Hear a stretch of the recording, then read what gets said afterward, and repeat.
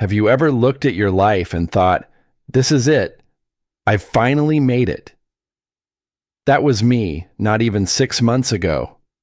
I had the house with the wraparound porch in a quiet suburb of Virginia, a career that didn't feel like a soul-crushing grind, and more importantly, I had Mallory. She wasn't just my wife, she was my North Star. She was the person who made the world feel quiet when everything else was screaming. And then there was Milo, our 4-year-old. He is the kind of kid who sees magic in a cardboard box and talks to the birds in the backyard like they're his best friends. We were the golden family of our neighborhood. People looked at us and saw a blueprint for happiness. But the thing about gold is that it can be plated. Sometimes underneath that shine, there's nothing but cheap, rusting iron, and you don't even realize you're holding a fake until the weight of it starts to crush your chest. I'm sitting here sharing this because I need to get it out. If you're listening to this from your car or while you're doing dishes, or maybe you're lying in bed staring at the ceiling, wondering why your gut is screaming at you, stay with me. Tell me in the comments where you're joining from, because honestly, I just need to feel like I'm not talking to an empty room today. I need to know there are other people out there who have felt the floor vanish beneath their feet. If you've ever felt like your heart was being squeezed by a hand you once loved, please hit that subscribe button. We're in this together, and maybe my story can be the warning you didn't know you needed. It started with a smell, not a bad one that would have been too easy. If it had smelled like cheap perfume or a strange cigarette, I would have been on guard. But it was the scent of expensive, sugary candy, the kind of boutique handmade saltwater taffy that you only find at that one shop downtown. The kind of stuff I never buy because, frankly, it's overpriced corn syrup and Milo already has enough energy to power a small city. I noticed it on his breath when I picked him up from daycare, except Mallory had told me she was the one picking him up that day because she had errands nearby and wanted to spend some extra time with him before I got home. "Hey, buddy," I whispered as I buckled him into his car seat, the plastic click echoing in the quiet car. "Did Mommy take you for a treat today? You smell like a candy factory." Milo looked at me with those wide, innocent eyes that only a child can have. He didn't look guilty. Why would he? To him, the world is just one big playground where everyone tells the truth. "No, Daddy." The tall man with the loud car gave it to me. He said, "I'm a brave soldier for keeping the secret." My heart didn't break then. It just stuttered, like a car engine catching for a split second before humming along again. The tall man, a loud car, I laughed it off, or at least I tried to. I told myself it was probably a neighbor, or maybe a new teacher I hadn't met yet. I told myself Milo had a wild imagination fueled by the cartoons he watched. I trusted Mallory. I loved her with a ferocity that made me blind to the shadows dancing right in front of me. I remember looking at her that evening as she chopped vegetables for dinner. The golden hour sunlight was hitting her hair just right, and she looked so peaceful, humming a tune I didn't recognize. How could a woman who looks that peaceful be living a double life? I dismissed the thought as soon as it came. I felt ashamed for even letting a seed of doubt enter my mind. But Milo didn't stop. He was like a faucet that had been left slightly open, dripping truth into my life, one agonizing drop at a time. A few days later, we were playing with his toy trucks on the living room rug. The house was quiet, the only sound being the soft, vroom vroom noises he made. Out of nowhere he stopped, looked up at me with a serious expression, and asked, "Daddy, does Brooks have a key to our house too?" The name hit me like a physical blow to the stomach. Brooks. He wasn't a stranger. He was my best friend. The man who stood next to me at my wedding, the guy who gave a toast about how Mallory and I were meant to be in front of 100 people. We'd shared 1,000 beers, watched every playoff game together, and I'd even helped him move into his new apartment after his last breakup. I felt a cold chill wash over me, the kind of cold that starts in your bones and stays there no matter how many blankets you wrap yourself in. Why do you ask that, Milo? I tried to keep my voice steady. I really did, but my throat felt like it was filled with dry sand. Because he came to see Mommy's special room while you were at work, Milo said, turning back to his trucks like he hadn't just set my entire world on fire. He hides in the closet when the big door opens. It's our hide-and-seek game. But Mommy told me I can't tell you, or the game ends, and we won't get any more candy. The big door. That's what Milo called the garage door. The one that makes a heavy mechanical rumble that can be heard throughout the house. My stomach turned. I could see it in my mind, the garage door opening, the frantic scramble. My best friend ducking into a closet while my wife smoothed her hair and walked out to greet me with a kiss.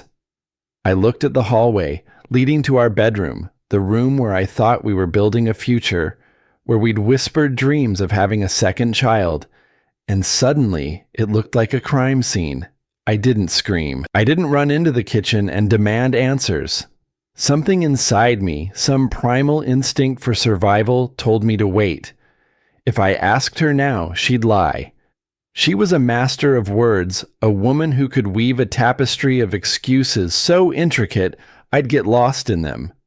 To catch a shadow, you have to stay in the dark. I started watching. I stopped being the husband who came home and collapsed on the couch and started being a ghost in my own home. I noticed the tiny things I had been too happy to see before.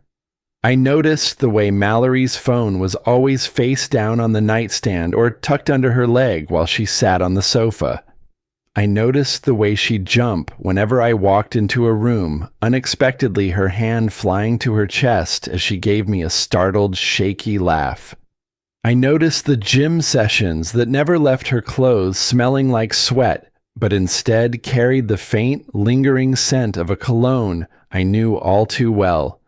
It's funny how once the veil is lifted, the truth is so blindingly obvious, it almost hurts your eyes. Every "I love you," she whispered before bed, started to sound like a rehearsed line. Every touch felt like a betrayal. I felt like I was living with a stranger. It was a special kind of torture sitting across from her at the dinner table, watching her cut Milo's chicken into tiny pieces, acting like the perfect mother and the perfect wife, while my brain was playing Milo's words on a loop. He hides in the closet. I'd look at Milo so pure and unaware of the explosion he'd caused in my soul, and I'd feel a wave of protectiveness so strong it made my teeth ache. He was my witness, my accidental tiny whistleblower. He didn't understand the game he was playing, and it broke my heart that he was being used as a pawn in their deception. But I needed proof. I needed something more than the innocent ramblings of a child, because Mallory would just call him imaginative. She'd tell me I was working too hard, that I was becoming paranoid. She'd gaslight me until I didn't know which way was up, and I knew she was good at it because I'd spent years believing everything she said. I wasn't going to let that happen.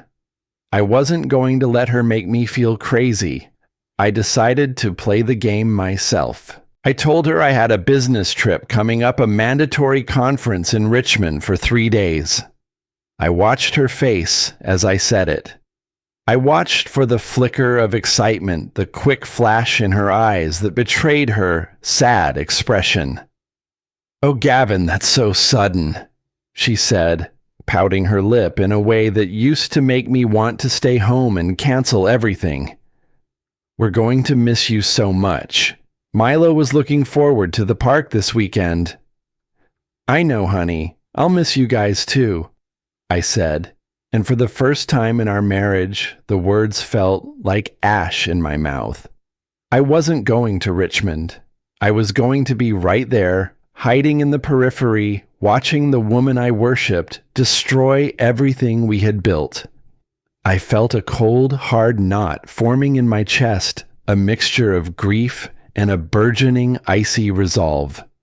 The night before my supposed departure, the air in our house felt heavy, like the atmosphere before a massive thunderstorm. I lay in bed next to her, listening to her rhythmic breathing, and wondered how many times Brooks had been in this very spot while I was earning the money that paid for the roof over their heads. I felt a physical nausea roll through me. I got up quietly, making sure the floorboards didn't creak, and walked down the hall to Milo's room. He was fast asleep, his small chest rising and falling, a toy truck clutched in his hand. I knelt beside his bed and brushed a stray hair from his forehead. "I'm sorry, Milo," I whispered into the darkness. "I'm so sorry you had to see any of this." I walked back to the living room and sat in the dark.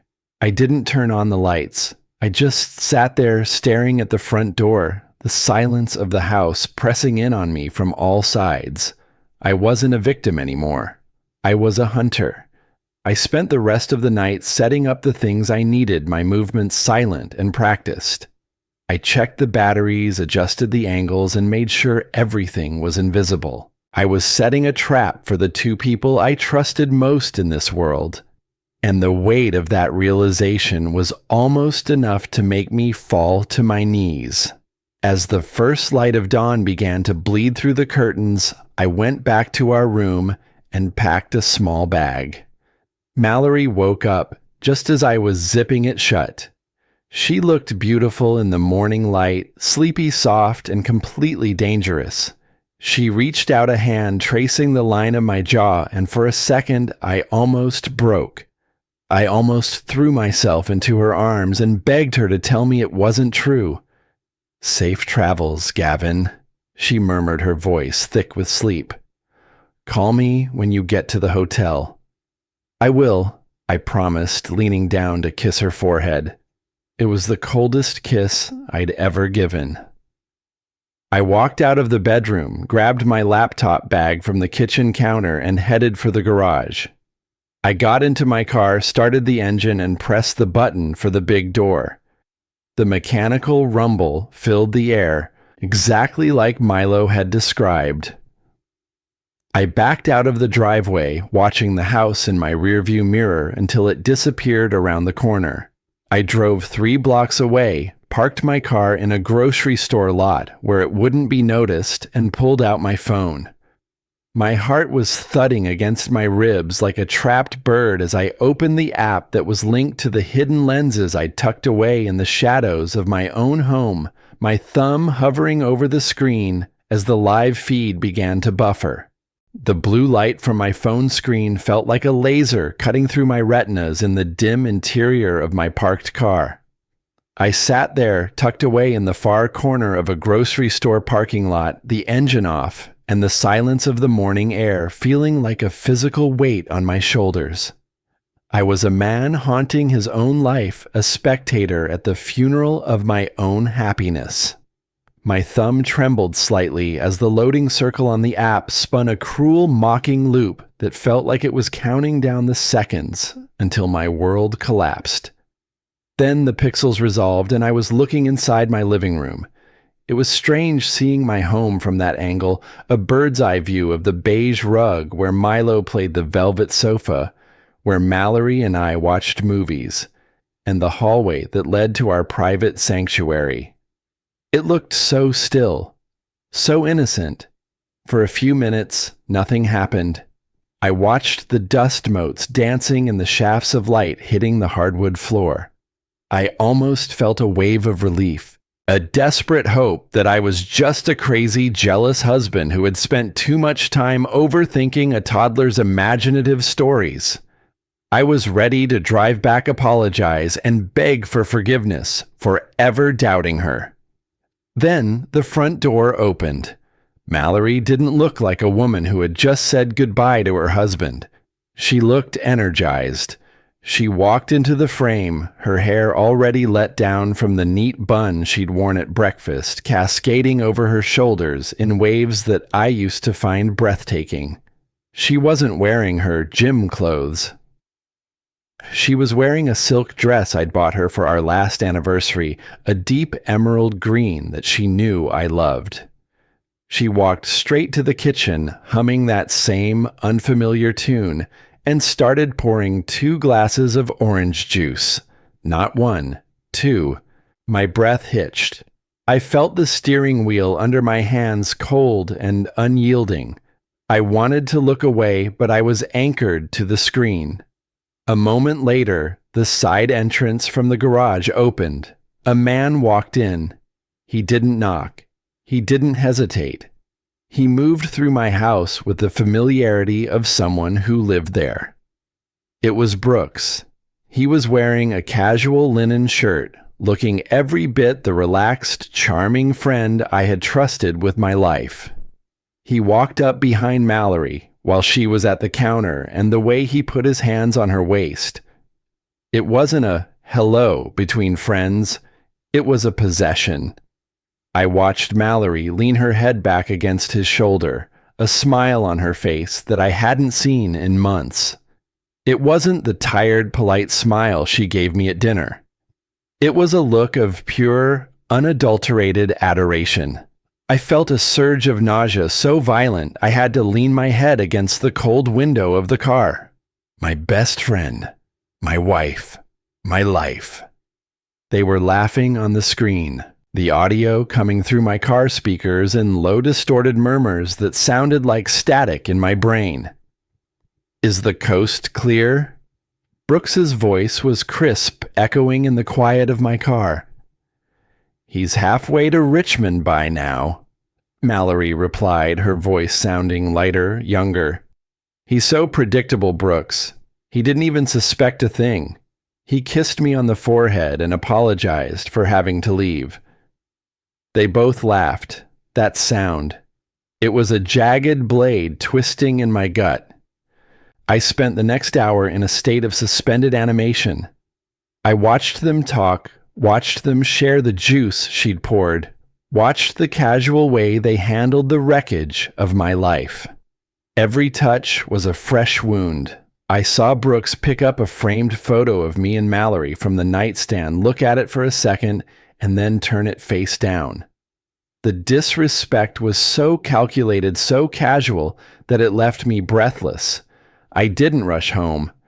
I knew that if I went back now, I would lose. I needed to let the tension build until the walls themselves couldn't hold the weight of their lies anymore. I drove to a local park, a place where Mallory and I used to take Milo to feed the ducks. I sat on a bench, the morning sun now high and mocking in its brightness. My phone buzzed. It was a text from Mallory. Hey babe, hope the drive is going well. Milo and I are just hanging out at home. We miss you already.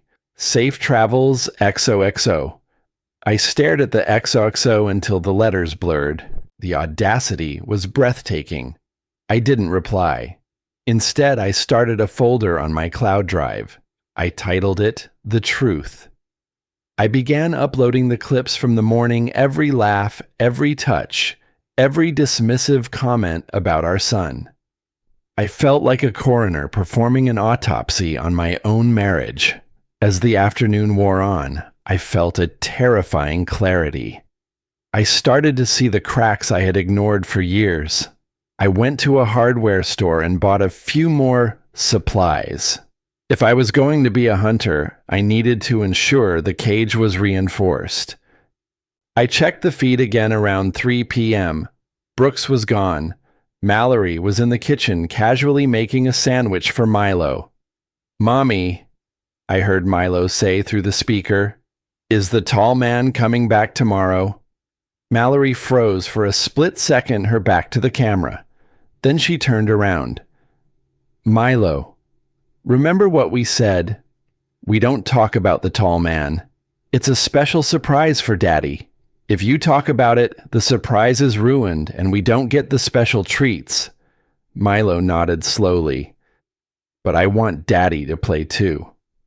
Daddy is busy, honey. He's working so we can have this nice house. Now finish your lunch. I felt a tear finally escape. She was using my hard work to guilt trip a 4-year-old into silence. I spent the evening in a cheap motel on the outskirts of town. I didn't sleep. I just watched the feed. Around midnight, she finally turned out the lights. The next morning, I didn't go to Richmond. I drove back to our neighborhood, parked a block away, and walked through the wooded path that lined the back of our property. I found a spot behind the thick oak tree near the patio, the very spot where Mallory liked to have her morning coffee.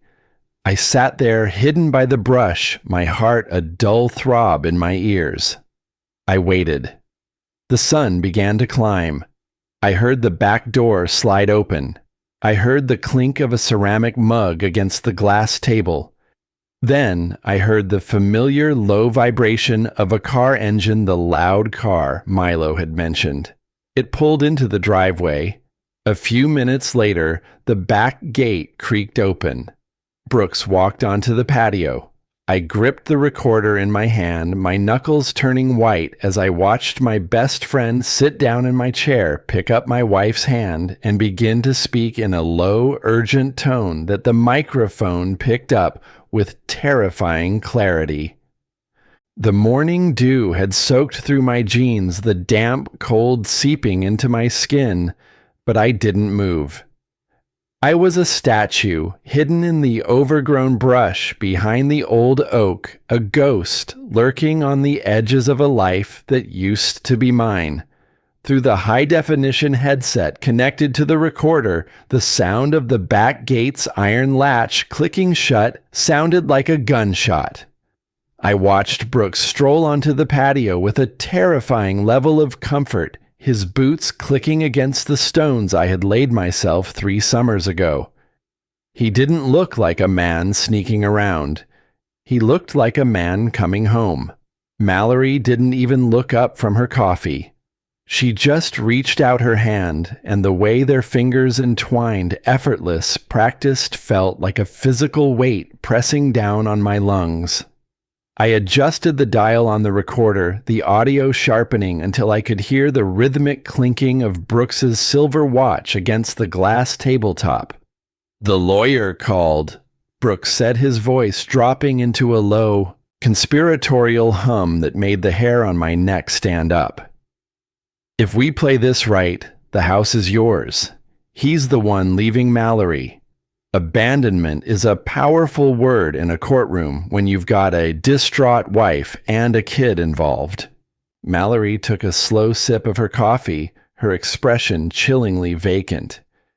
"Gavin is too soft for a fight.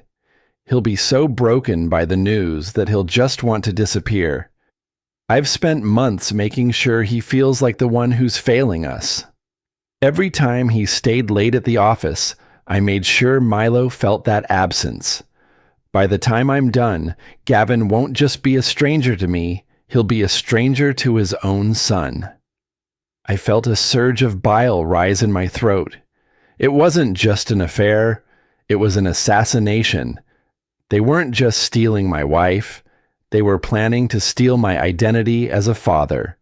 They were mapping out a future where I was the villain in Milo's story, a shadow that simply walked away.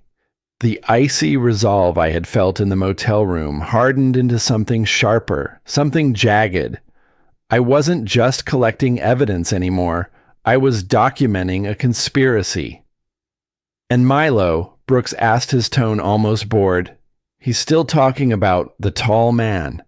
You need to tighten that up. Mal. Kids are leaks." "Milo is fine." She snapped a flash of irritation, breaking her calm facade. "I've got him convinced it's a game for Gavin's birthday. I told him if he ruins the surprise, Daddy will be sad and have to go away forever. It's poetic, really." I closed my eyes, the darkness behind my lids flickering with images of Milo's confused, innocent face. She was using his love for me as a weapon against him. She was feeding his fears to protect her lies. At that moment, the man who used to love Mallory died. There was no grief left, only a surgical need to excise this cancer from our lives. I watched them for another hour, recording every disgusting detail of their plan, the bank account she'd been slowly draining, the evidence of my supposed neglect she'd been fabricating in a private journal. By the time Brooks left, my legs were numb, but my mind was a high-speed processor. I backed away through the woods, silent as a shadow, and made it back to my car. I didn't feel like a victim. I felt like a technician. I drove to a small tech service shop 2 towns over and handed the owner a hefty tip to prioritize a data transfer. I wanted every minute of that patio conversation burned onto multiple drives. The rest of the day was a blur of calculated movements. I checked into a different hotel, one with a view of the highway, and sat at the small desk with my laptop. I opened the live feed again. Mallory was back in her perfect mother role. She was in the backyard with Milo blowing bubbles. To anyone passing by, it was a scene of domestic bliss. But through the lens of the truth, it looked like a hostage situation. I watched the way Milo looked at her with a mixture of love and a new flickering hesitation. "Mommy, can we call Daddy?" Milo's voice came through the monitor, small and hopeful. "Daddy is very busy, Milo. We shouldn't bother him," she said, her voice dripping with artificial sweetness. "Remember our secret. If we call him, we might ruin the big surprise. And then the tall man can't come back with more candy. You want the candy, right?" Milo didn't answer. He just watched a bubble pop against his shoe. The silence was deafening. I spent the evening organizing the surprise of my own. I wasn't going to wait for the 3 days to be up. I drafted an email to my own attorney, a shark of a man I'd known since college, and attached the first few files. I titled the subject line, "The End of the Game." Around 8 p.m., I saw Brooks's car pull back into the driveway on the monitor. He was staying the night. I watched them pour wine, watched them laugh, watched them toast to a future built on my ruins. At 4 a.m., I checked out of the hotel. The world was gray and silent as I drove back to my neighborhood. I pulled right into the driveway, the headlights of my car sweeping across the front of the house like a searchlight. I rang the doorbell. I rang it and held it down, the sharp, persistent chime echoing through the house, shattering the silence of their secret sanctuary. I waited, listening to the frantic footsteps inside, the hushed, panicked whispers. The porch light flickered on, casting a harsh yellow glare over the entryway. I stood there, the manila envelope heavy in my hand, watching the deadbolt turn with a slow, agonizing creak. The door opened just a crack, at first Mallory's face appearing in the shadows, her eyes wide with a terror she couldn't quite mask behind her sleepy facade. She looked at me, then at the car, then back to my eyes, her breath hitching in the quiet morning air. The door didn't just open. It exhaled the stale, guilty air of a house that had been holding its breath for too long. Mallory stood there, her silk robe clutched tight to her throat, her face a pale mask of calculated confusion. Behind her, the hallway was a tunnel of shadows, silent and suffocating. She tried to give me that practiced, sleepy smile, the one she used to use to melt my heart, but it didn't reach her eyes. Her eyes were darting, searching for the script she had lost. "Gavin," she whispered, her voice cracking like thin ice. "You're early. You're supposed to be in Richmond. Is everything okay? You're scaring me." I didn't answer right away. I just looked at her.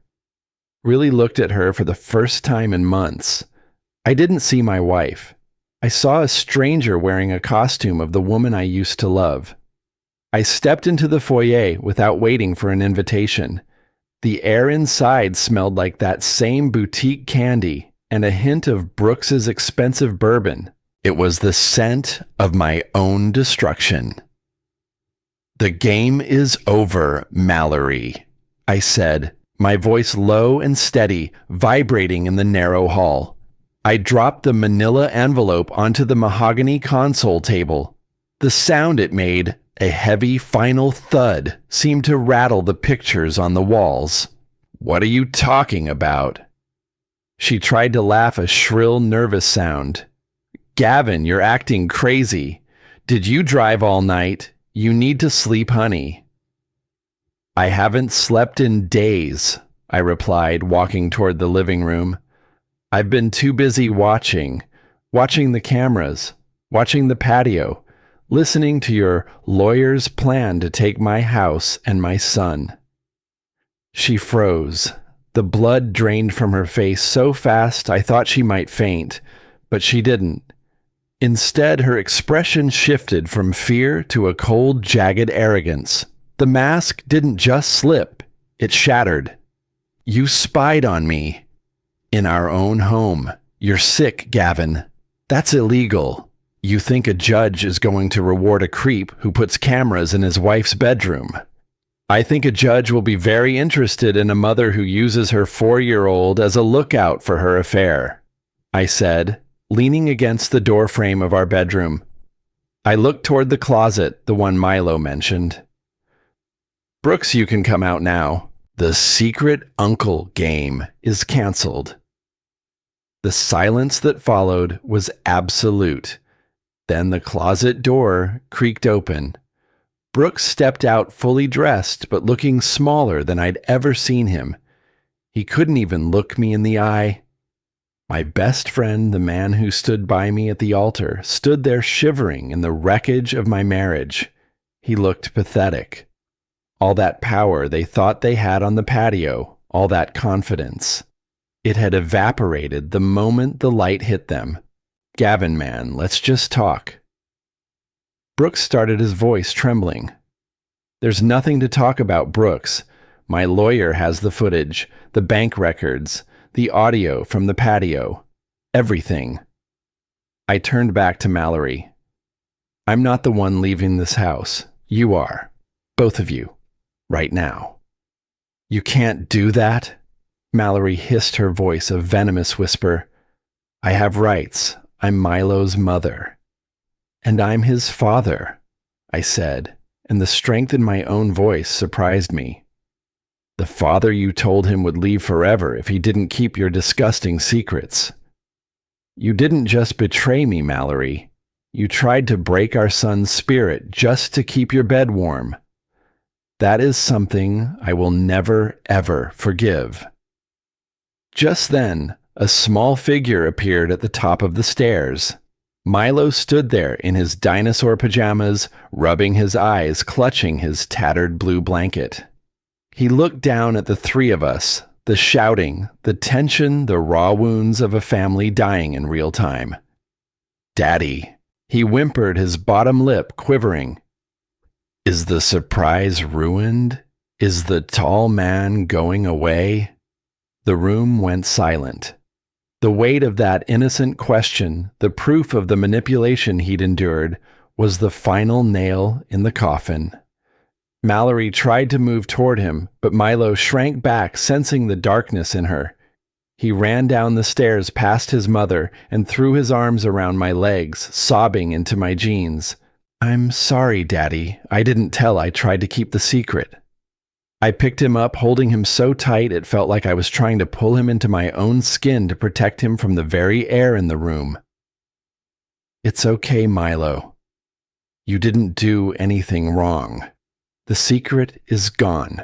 We don't have to play games anymore." I looked over his shoulder at Mallory and Brooks. I didn't feel anger anymore. I just felt a profound, hollow pity.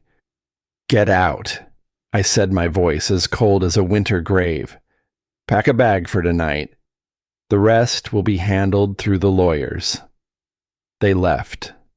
I watched through the window as Brooks's loud car backed out of my driveway for the last time, taking the poison with it. I sat on the floor of the living room with Milo, the house feeling strangely vast and quiet. I knew the road ahead was going to be brutal. But as I looked at Milo, who was finally breathing easily, I realized that the golden family was gone, and that was okay. We didn't need to be gold. We just needed to be real. Before I go, I want to ask you something. What would you have done? Would you have stayed in the dark to protect your child? Or would you have burned it all down the second you smelled the candy? Drop your thoughts below. I'm reading every single one because your support is what's keeping me upright today. And if you're going through something where your gut is telling you something is wrong, listen to it. Don't wait for the candy. Don't wait for the secret uncle. You deserve a life built on truth, not a game played in the dark. The sun is up now. The house is quiet. And for the first time in a long time, I can finally breathe. Thank you for listening. Don't forget to subscribe. We've got a long journey of healing ahead, and I'd love for you to be part of our new chapter. See you in the next one.